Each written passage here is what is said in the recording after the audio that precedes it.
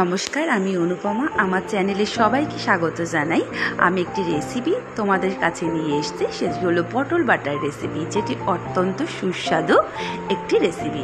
তো জানো তো, পটল আমাদের শরীরের জন্য অত্যন্ত উপকারী। এই গরমে পটল খাওয়া খুবই ভালো, যেটি আমাদের ত্বককে উজ্জ্বল রাখতে সাহায্য করে এবং চকচকে রাখতে সাহায্য করে। প্রথমে আমরা পটলগুলোকে ভালো করে ধুয়ে নিয়ে কুচি কুচি করে কেটে নেব। পটল কাটার পর এবার পটলে আমাদের কি কি লাগবে তো সেটি দেখে নেওয়া যাক। তো পটলের জন্য রাখবে পেঁয়াজ আর রসুনটা অত্যন্তই মাস্ট, এটি জরুরি। তো পেঁয়াজটাকে ভালো মতন কুচি কুচি করে কেটে নেব। তারপর পেঁয়াজ কাটা হয়ে গেলে আমরা কেটে নেব। এবারে ইনগ্রিডিয়েন্টসগুলো দেখে নেব।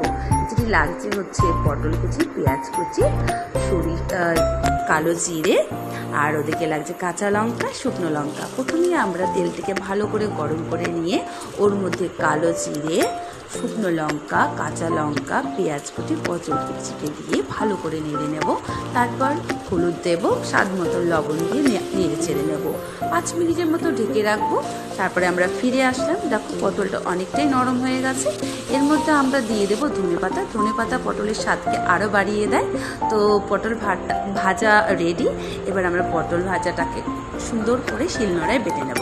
আমি শিলনোড়াতে বাটাই পছন্দ করি। আমি ছোটোবেলা থেকে দেখে এসেছি আমার মা দিদারা এরকম শিলনোড়ায় বেটে বাটা খাওয়াতো। তো খুবই সুস্বাদু লাগে। তো এই পটল বাটাটাকে আমি দেখো বেটে নিয়েছি, রেডি হয়ে গেছে। তো তারপরে আমি কড়াই থেকে হালকা তেল দিয়ে গরম করে ওই বেটে রাখা পটলটাকেই আমি একটুখানি টেনে নেব, কারণ আমার মাখা না একটু বেশ শুকনো শুকনোই ভালো লাগে। পটল বাটার রেডি। তো এবার পটল বাটার আগে যে ভাজাটা ছিল সেটাও আমি তুলে রেখেছি, কারণ এই ভাজাটাও খাওয়া যায় বাটা। ভিডিওটি দেখার জন্য সবাইকে অসংখ্য ধন্যবাদ। সবাই পাশে থেকো, ভালো থেকো, টাটা।